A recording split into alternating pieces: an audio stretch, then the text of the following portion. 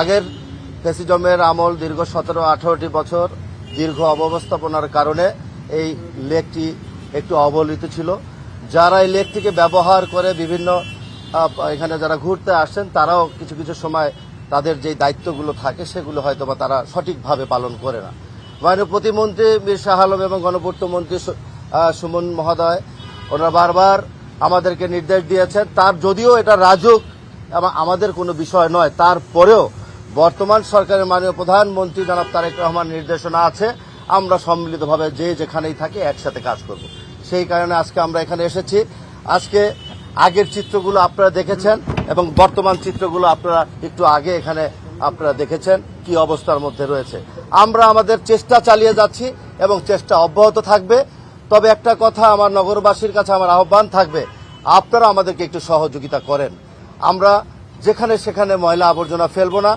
যখন আমরা লেক পরিদর্শন করতে আসব, সন্ধ্যার পর একটু সুন্দর হাওয়া নিজের শরীরে অক্সিজেনকে নিব, তখন আমরা যদি কিছু পানি জাতীয় জিনিস কিংবা কোনো ক্রেকার্স থেকে খেয়ে থাকি সেটা আমরা ডাস্টবিনে আমরা ফেলে দিব।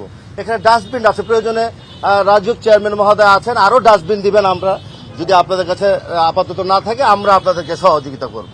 তাই আপনারা এই কাজগুলো দিয়ে আমাদেরকে সহযোগিতা করেন, আমরা একটা সুন্দর ঢাকা এবং আধুনিক নগরকে আপনাদেরকে উপহার দিতে পারবো।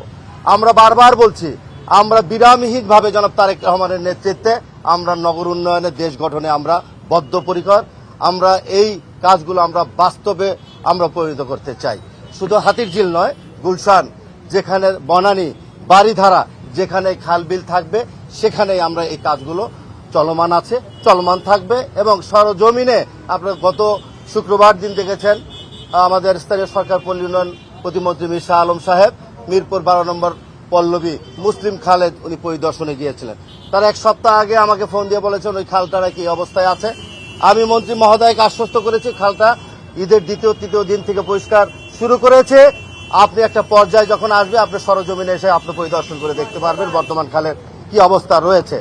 আমরা আমাদের কাজ বারবার বলছি, প্রিয় সাংবাদিক বন্ধুরা, আপনাদের মাধ্যমে প্রিয় নগরবাসীর কাছে আমার অনুরোধ থাকবে, আহ্বান থাকবে, আসুন এই নগর আপনার আমার আমাদের, আমরা সকলে সহযোগিতা করে একটা আধুনিক দুর্গন্ধমুক্ত ঢাকা উত্তর সিটি কর্পোরেশনের আওতাধীন সকল নগরবাসীকে একটা স্বস্তিদায়ক পরিবেশ ফিরিয়ে দিই।